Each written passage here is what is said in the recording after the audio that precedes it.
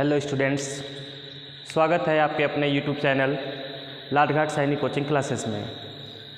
आज हम डिस्कस करने वाले हैं क्लास 12th के इम्पोर्टेंट टॉपिक प्रिज्म द्वारा प्रकाश का अपवर्तन तथा इसके अपवर्तनांक की सूत्र की व्युत्पत्ति करेंगे।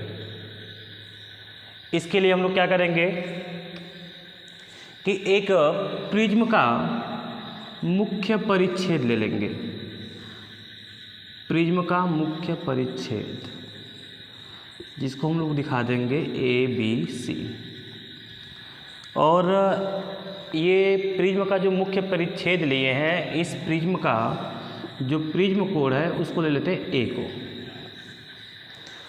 जैसा कि आगे देखिएगा, आगे हम क्या करेंगे कि इस प्रिज्म से प्रकाश के अपवर्तन की घटना कराना है। तो इसके लिए इस प्रिज्म के AB पृष्ठ पर कोई एक किरण हम क्या करते हैं, PQ आपतित कराते हैं, PQ। तो अगर ये PQ किरण इस AB पृष्ठ पे आपतित हो रही है तो प्रिज्म के अंदर का माध्यम सघन है तथा प्रिज्म के बाहर का माध्यम विरल है, अर्थात माध्यम चेंज होने के कारण इस आपतित किरण में प्रिज्म द्वारा अपवर्तन की घटना होगी। और प्रिज्म द्वारा अपवर्तन की घटना कराने के लिए जिस बिंदु पे प्रकाश किरण आपतित हुई है उस बिंदु पर मुझे अभिलंब की आवश्यकता होगी। और अभिलंब खींचने के लिए हम क्या करेंगे कि इस AB पृष्ठ से और इस Q पॉइंट पे एक लंब खींचेंगे जिसको हम लोग बोलेंगे MN। अब इस पृष्ठ से ये जो आपकी PQ किरण आपतित हो रही है, इसका अगर मेन मार्ग देखा जाए तो मेन मार्ग ये होता, लेकिन प्रकाश किरण वहाँ से जाएगी नहीं। अपवर्तन होने के कारण प्रकाश किरण अविलंब की ओर झुक जाएगी, यानी जो किरण यहाँ से जा रही थी वो क्या होगी, और झुक जाएगी, क्योंकि यहाँ पे स्पीड क्या हो जाएगी, इसकी कम होने के कारण ये अविलंब की ओर झुकेगी, यानी ये किरण हमारी निकल जाएगी कुछ इस प्रकार से, और इसको हम दिखा देते हैं R। लेकिन इस R पॉइंट पे पहुँचते ही फिर वो AC किरण AC पृष्ठ पे पहुँच रही है, और AC पृष्ठ पर पहुँचने के कारण फिर यहाँ पे क्या होगा, इसका अपवर्तन होगा, क्योंकि यहाँ फिर माध्यम चेंज होगा। और यहाँ पे अपवर्तन कराने के लिए हम क्या करेंगे कि फिर से इस पॉइंट पर एक अभिलंब खींचेंगे, और ये अभिलंब हम खींच देते हैं कुछ इस प्रकार से, जिसको बोलते हैं M डैश। तो यहाँ से अगर इस किरण को देखा जाए तो इसका तो भाई रास्ता मुख्य रूप से ये होना चाहिए, कुछ ऐसे, लेकिन ऐसा होगा नहीं। अपवर्तन होने के कारण ये अभिलंब से दूर हटेगी, क्योंकि यहाँ पे स्पीड इसकी बढ़ेगी, तो अभिलंब हमारा ये यहाँ है, तो अभिलंब से दूर हटने का मतलब ये है कि ये किरण हमारी कुछ इस प्रकार से आगे निकलेगी, और जो लास्ट में फाइनली किरण बाहर निकलती है इसको हम लोग बोलते हैं निर्गत किरण। क्या बोलते हैं, निर्गत किरण। ये हमारी आपतित किरण है, आपतित किरण, और ये हमारी है निर्गत किरण।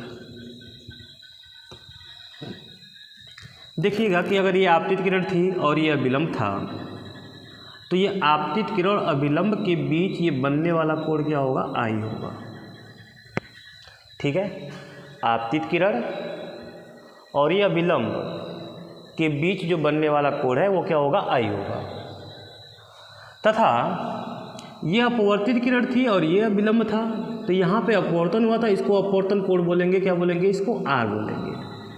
फिर ये किरण यहाँ से यहाँ तक जब पहुँची है तो फिर इस पृष्ठ पे जाके यहाँ पे अगर देखा जाए तो यहाँ पे आपतित हो रही है, तो इसको फिर से हम लोग बोलेंगे कि ये आपतन कोण R डैश है, और ये बाहर निकल रही है किरण, इसको हम लोग बोलेंगे निर्गत कोण, जिसको हम लोग बोलेंगे I डैश।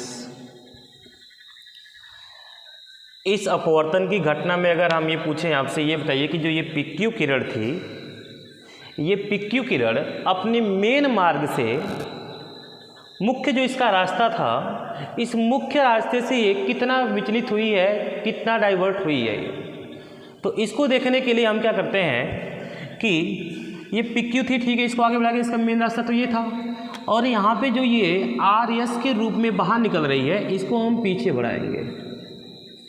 ये तो देखेंगे कि ये PQ किरण को जो हम आगे बढ़ाए थे और ये आर एस को जो हम लोग पीछे बढ़ा रहे हैं, ये यहाँ पे कट कर रही है इस डी पॉइंट पे, ठीक है। और यहाँ पे एक कोण बनेगा, इसको हम लोग बोलते हैं विचलन कोण। क्या बोलते हैं? विचलन कोण, जिसको दिखाते हैं डेल्टा से, विचलन कोण डेल्टा से दिखाते हैं। आगे ध्यान दीजिए कि ये PQ किरण थी और ये अभिलंब था, इसके बीच बना कोण ये आपतन कोण था। तो अगर हम ये देखें कि इस किरण को आगे बढ़ाया गया था ये, और इसको बढ़ाया गया पीछे ये, तो अगर ध्यान से देखा जाए तो ये पूरा यहाँ से यहाँ तक जो ये कोण है, यहाँ से यहाँ तक ये ऐसे गई, ये ऐसे आ रही है, तो यहाँ पे ये वाला जो कोण होगा वो आई के बराबर होगा शीर्षाभिमुख कोण से। यानी कि अगर हम लिखना चाहें तो हम लिख सकते हैं कि कोण PQM बराबर कोण DQN बराबर कोण DQN बराबर कितना? I। कारण क्या है इसका? कारण ये है शीर्षाभिमुख कोण, शीर्षाभिमुख कोण, ठीक है। सिमिलरली अगर इसी प्रकार ये देखा जाए तो ये जो हमारा आई डैश है, सॉरी इसको आई डैश कर लीजिएगा, ये आई डैश है, तो ये पूरा एंगल भी आई डैश होगा शीर्षाभिमुख कोण से, अर्थात इसका नाम देखा जाए तो SRM डैश, तथा कोण SRM dash is equal to DRN,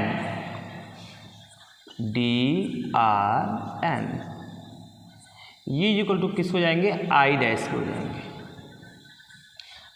same reason ऊपर वाला ये रीजन इसका भी है।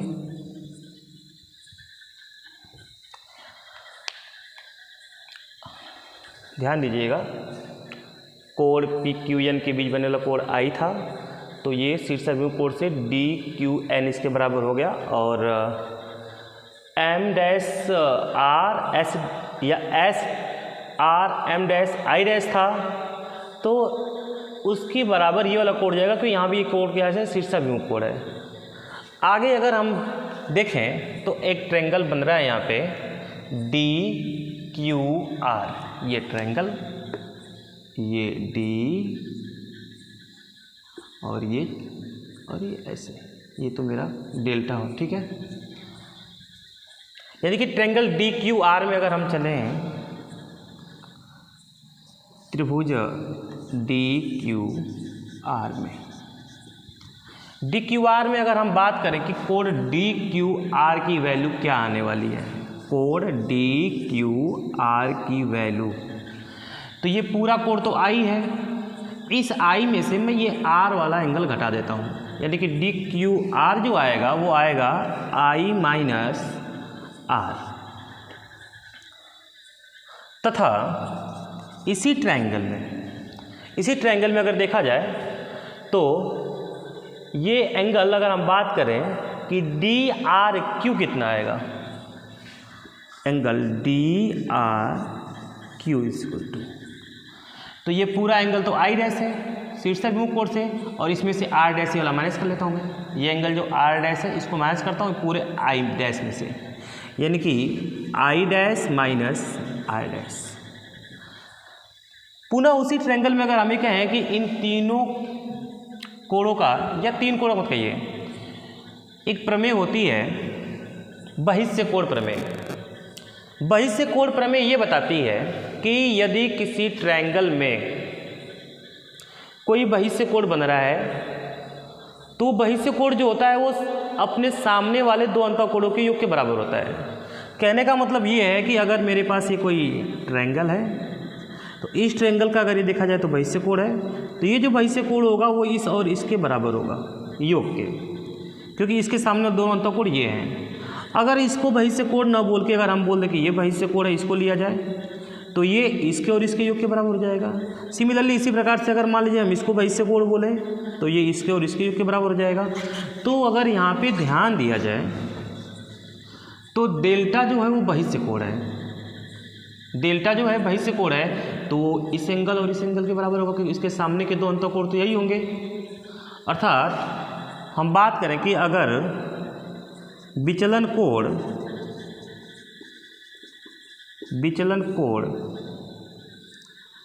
डेल्टा बराबर क्या आएगा, ये वाला एंगल और ये वाला एंगल, और इस वाले एंगल का मान मतलब कि डी क्यू आर का मान मैं निकाल चुका हूँ आई माइनस आर, इसको लिखता हूँ आई माइनस आर प्लस इसका मैं क्या मान निकाल दिया हूँ, इसका मान निकाल दिया हूँ मैं I dash minus R dash, यानी इसको मैं लिखता हूँ I dash minus R dash. अब यहाँ पे मैं एक काम करता हूँ कि आई और आई डैश को एक साथ लिखता हूँ, I plus I dash minus R dash. अगर यहाँ पे देखा जाए तो आई प्लस आई डैश को सेम रखता हूँ, माइनस यहाँ से कॉमन करता हूँ, अंदर बचेगा आर प्लस आर डैश। ठीक है, आगे देखिएगा यहाँ पे एक घटना होती है अल्पतम विचलन की स्थिति वाली।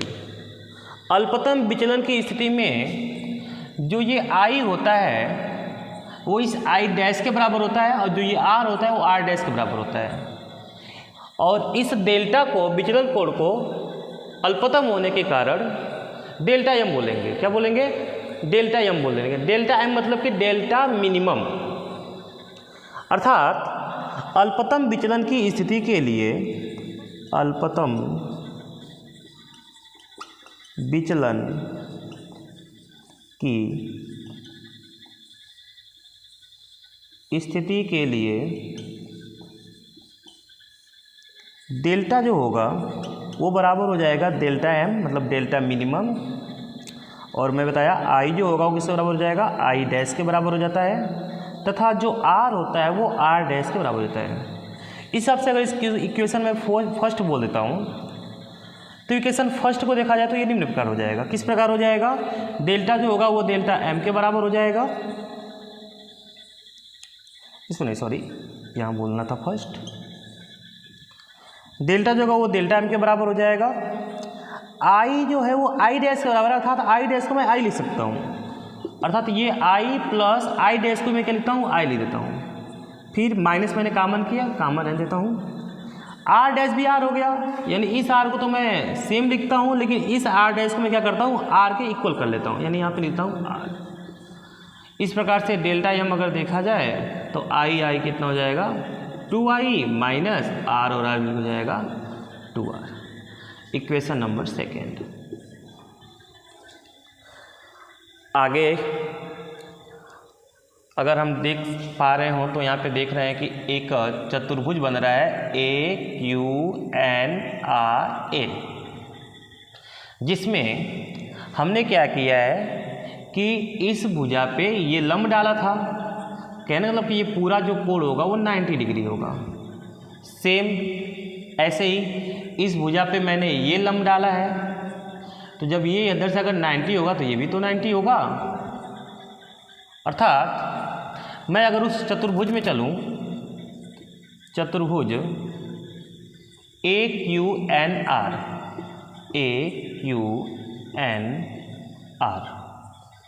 में AQNR में अगर मैं चलूँगा तो मैं लिख सकता हूँ कि प्रिज्म कोण A प्लस AQN, और AQN जो है एंगल होगा 90 डिग्री का क्योंकि वो लंब था, AQN प्लस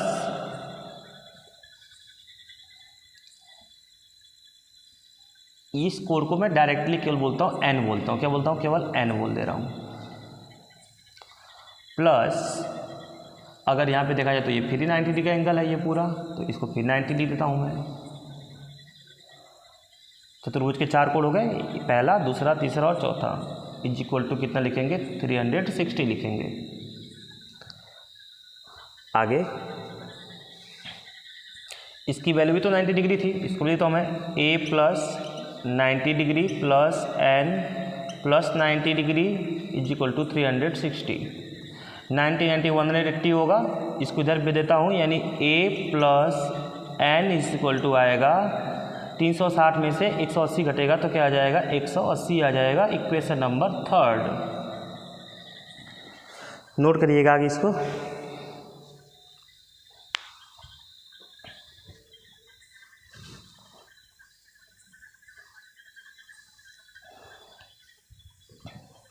आगे देखिएगा, थोड़ा इसको इरेज कर लेते हैं।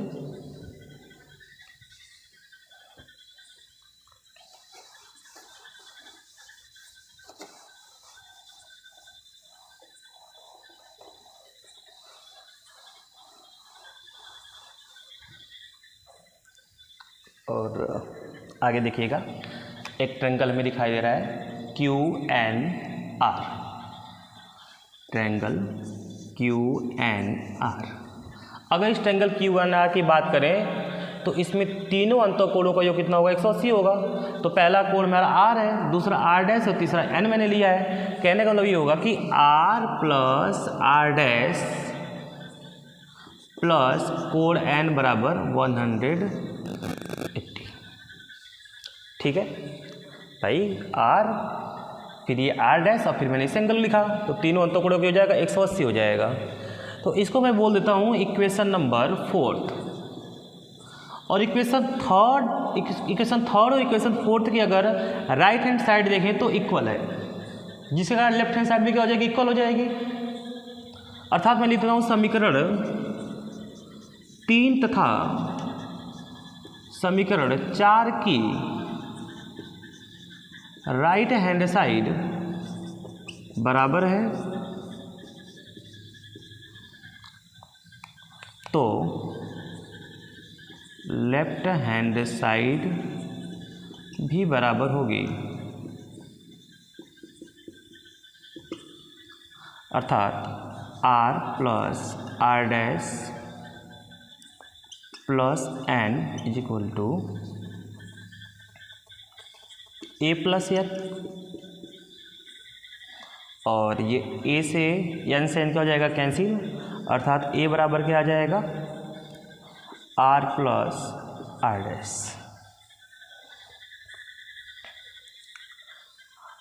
आर प्लस आर डैश, लेकिन आर डैश तो मेरा किसके बराबर था, आर डैश जो मेरा था वो तो आर के बराबर था।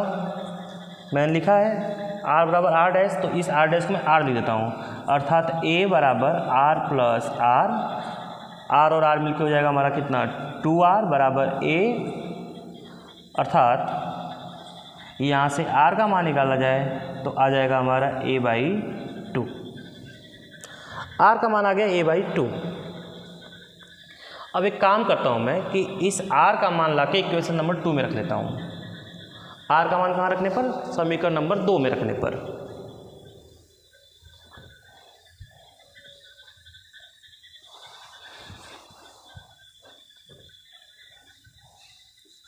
r का मान समीकरण 2 में रखने पर, जब r का मान समीकरण 2 में रखेंगे तो समीकरण 2 हमारा क्या है, डेल्टा m बराबर है 2i, तो 2i रहेगा माइनस 2, और r का मान कितना हो जाएगा a/2। यहाँ से अगर हम बात करें तो ये 2 से 2 कैंसिल हो रहा होगा, और यहाँ से इस a को मैं इधर भेज देता हूँ। तो अगर मैं, ठीक है, अगर मैं a को इधर भेज देता हूँ तो a बराबर हो जाएगा 2i प्लस डेल्टा m। ए बराबर हो जाएगा 2i प्लस डेल्टा m। यहाँ से मैं क्या करता हूँ कि i का मान निकाल देता हूँ। तो अगर मैं i का मान निकालूंगा तो i का मान मेरा निकल के रहेगा, या सीधे सीधे एक काम करेगा ना आप, यहाँ से i का मान निकलेगा तो इसको इधर भी दे दो, आ जाएगा a प्लस, इधर तो मेरा डेल्टा m ऑलरेडी ही है, बराबर इधर बचेगा 2i। ठीक है, आगे देखिएगा, इस a को ये पे रख दे रहे हैं प्लस ये डेल्टा m/e, नीचे आएगा तो जाएगा, ये डिवाइड चला जाएगा, इधर जाएगा। आप हम पहले निकाल चुके हैं, इसको इक्वेशन 4 ले रहे हैं और ये आई का मान निकालने इसको इक्वेशन नंबर 5 ले रहे हैं। आगे अगर देखा जाए तो स्नेल का नियम जानते होंगे आप लोग, नहीं जानते तो सुन लीजिएगा क्या होता है स्नेल का नियम। किसी एक वर्णीय प्रकाश के लिए आपतन कोण आई की जो ज्या होती है वो अपवर्तन कोण आर की ज्या के अनुपात के बराबर होती है। किसी एक वर्णीय रंग के लिए किसी माध्यम का जो अपवर्तनांक होता है वो आपतन कोण आई तथा अपवर्तन कोण आर की ज्या के अनुपात के बराबर होता है। अर्थात हम अगर कहें तो n बराबर sine I upon sine R, और हमने आई और आर का मान पहले निकाल चुका है, मैं लाके यहाँ पर देता हूँ। तो n बराबर आ जाएगा साइन आई का मान क्या निकाले a plus delta M by 2, तो sine bracket a plus delta M by 2 और पूरा के पान साइन को साइन लिखता हूँ और आर का मान का निकाला हूँ मैं a बाई 2। यहाँ से अगर ये पूछा जाए कि आपको a और डेल्टा एम दे दिया जाए, पूछा i क्या होगा, a और डेल्टा एम देके पूछे i क्या होगा, तो आप सीधे कह जाएंगे कि i बराबर हो जाएगा, i इक्वल हो जाएगा अपना a plus delta M by 2। इसी प्रकार से कोई पूछे r क्या होगा, तो r हो जाएगा आपका a बाई 2। ठीक है, आगे देखिएगा कि अगर ये आई और आर अगर छोटे हो, आई और आर अगर क्या हो छोटे हो, तो आई और आर छोटे रहे तो ये इधर भी छोटा हो जाएगा क्योंकि ये आई की इक्वल है। आर छोटा होने के बाद क्या हो जाएगा, ये बाई 2 हो जाएगा क्योंकि ये आर की इक्वल है। आई और आर छोटे होते हो कि ये वाले भी क्या हो जाएंगे, छोटे हो जाएंगे।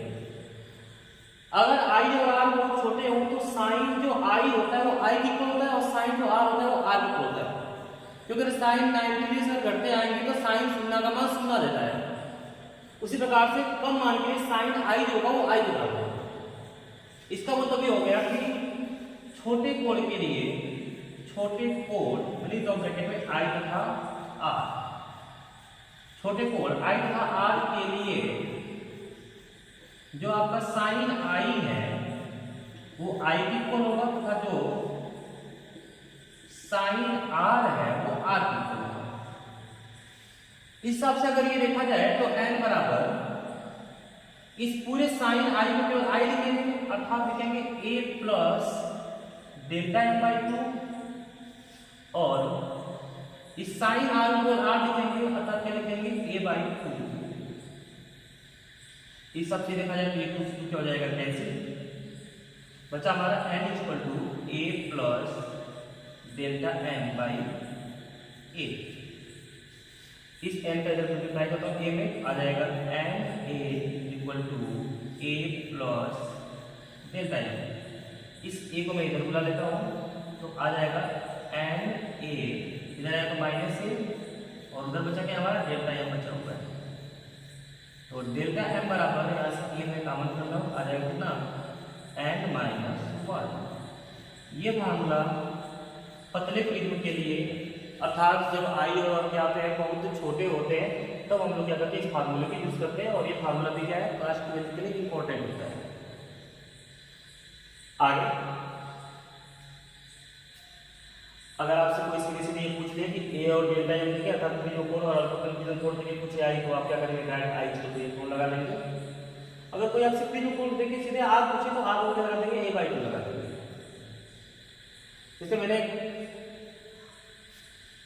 थोड़ा कम समय लेते हुए पूरे प्रिज्म वाला प्रकाश का अपवर्तनांक मैंने क्या कर लिया, क्लियर कर लिया है। आप वीडियो को ध्यान से देखिएगा, नेक्स्ट वीडियो जल्दी ही आपको प्रोवाइड कर दिया जाएगा। धन्यवाद।